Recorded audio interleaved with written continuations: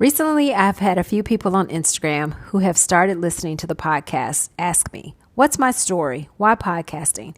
So I thought this week I would share with you my very first episode of the then Stitched for Success podcast, where I share a bit of my backstory.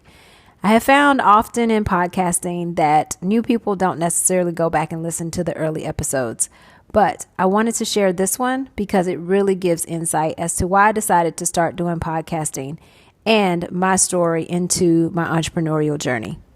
If you're new to the Become Your Own Boss podcast, I'm so glad to have you here. If you've been here with me for a while, thank you so much for trusting in me and sticking with me on this journey.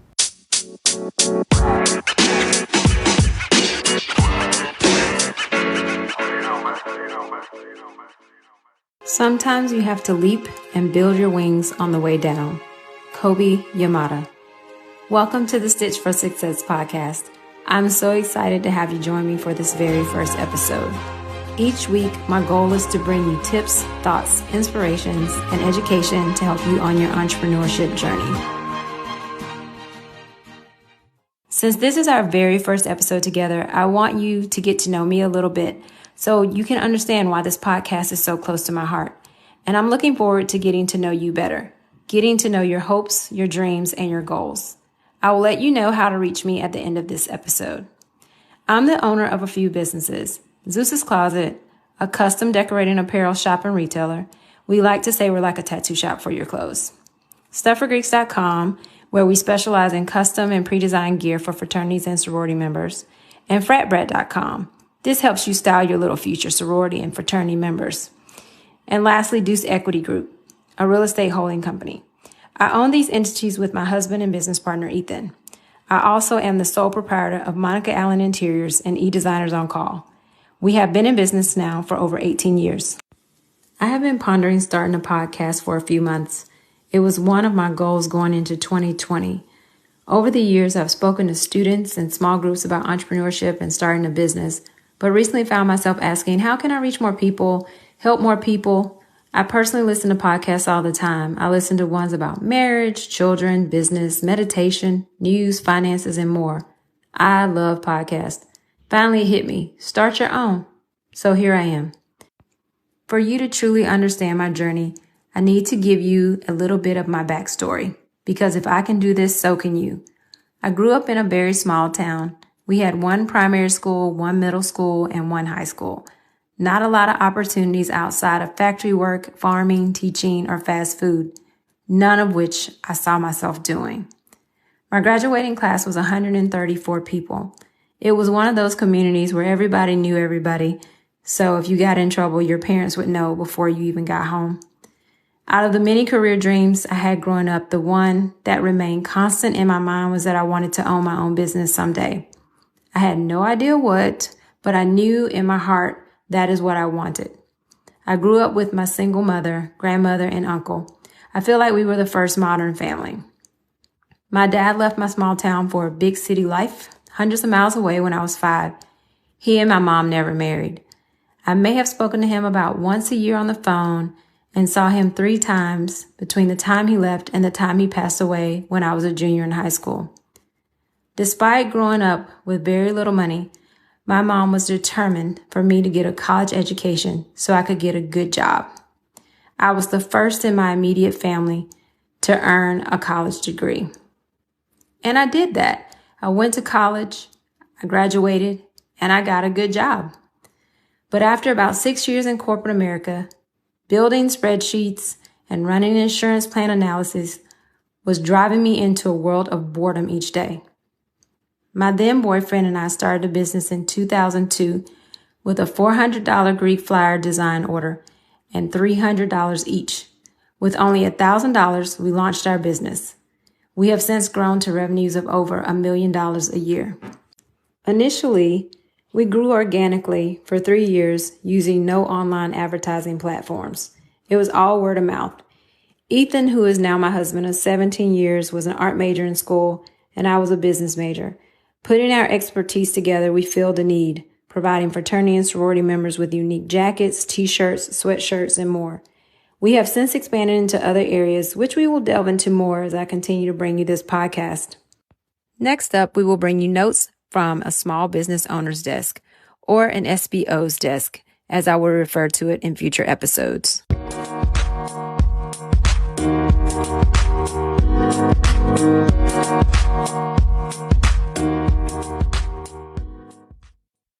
Today, I want to give you 3 things that I have learned in my early journey to owning my own business. The first is take the intelligent leap. When I entered my career, I was determined to be successful and move up the corporate ladder. That was my goal at the time. However, around year 6, Ethan and I started our side hustle. I wanted so bad to leave my corporate job and focus full time on our business. I wanted it so bad my heart would ache in the mornings when I got up to go in.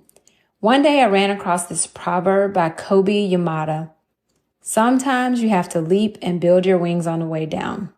This is what I needed. I hung this quote up in my small beige cubicle and continued to plug away. I worked early days in my corporate job and late nights at our business. I can literally recall one night crying from sheer exhaustion. We would work weekends to meet the needs of our customers and every day during the week. Knowing I would eventually take the leap, I wanted to be smart about it. We saved the money we made in the business as we each continued to work. Eventually, Ethan would leave his job, and then a little over a year later, I left my job, after earning a nice bonus and closing on a house of which we would run our business out of. So though I definitely encourage you to take the leap, I also encourage you to be smart when doing so. Take some test flights, and then jump and build your wings. Number 2, create your own reserves. Whether your business starts as only a side hustle or you go ahead and jump right in, save a minimum of 10 cents out of every dollar you make, no exceptions. Though saving consistently was not something we continued to do throughout our business, this is a regret I have. I tell every new business owner that I have the pleasure of meeting to save 10%. Create your own reserve account. Though banks are great, we would not have been able to buy our first machine without a bank loan. However, having your own reserves is vital. Put that money aside and act like it's not even a part of your cash flow. Number 3, believe but confirm. Know that everyone will not believe in your business. This is not to discourage you. This is also not to say ignore everyone and just go for it. This statement is simply to say, try to know a person's background or motive for not believing. Where are they coming from? Were they raised to get a good job and hold on to it? Are they trying to protect you? Are they actually asking you good questions, but you are being defensive? Be honest with yourself. Test your market and get validation. That means actually selling your product or service. It is not good enough for someone to say they will buy something or use your service. You want to prove it. It is vital that you confirm that there is a market for your business or service. This is the case even if you already have a business that is doing well. Let's say you want to add a product line or another service. Before throwing a lot of your money at it, try testing it out with your current market. In our business, we love to launch new designs for our customers. However, before we create and mass produce anything, we will simply put images online to see what type of feedback we get. Did it sell? We also listen to our customers. If we have a number of customers requesting a product or service, we know there is probably a viable market for that product or service. For example, we had customers asking us if we could complete their embroidery projects faster. They needed a polo for a meeting that they just found out about. We initially would say no, we cannot interrupt production. But what we did was introduce faster service options at checkout. These options, of course, cost more.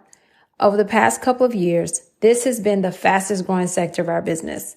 Many people want their stuff now, which works for us. You just have to pay for it. So that's my story. I would love to know yours. How did you start your business? What has been your biggest lesson learned? I would love if you would share it with me on Instagram at Become Your Own Boss Podcast, either on this episode's post or in the DMs. Thanks for joining me today. Follow the Become Your Own Boss podcast on Instagram, TikTok, and Facebook, so you can keep up with the latest tips and inspiration for your business and for your life. If you have questions around the name change, if you're new around here, from Stitch for Success to Become Your Own Boss, check out episode 89 to get the whole backstory on that one. And if you have a moment, please leave a review and subscribe to the podcast so you always get updated when a new episode is available. Thanks so much for joining me today. And now is the time. Now is the time to level up, leave a legacy, and become your own boss.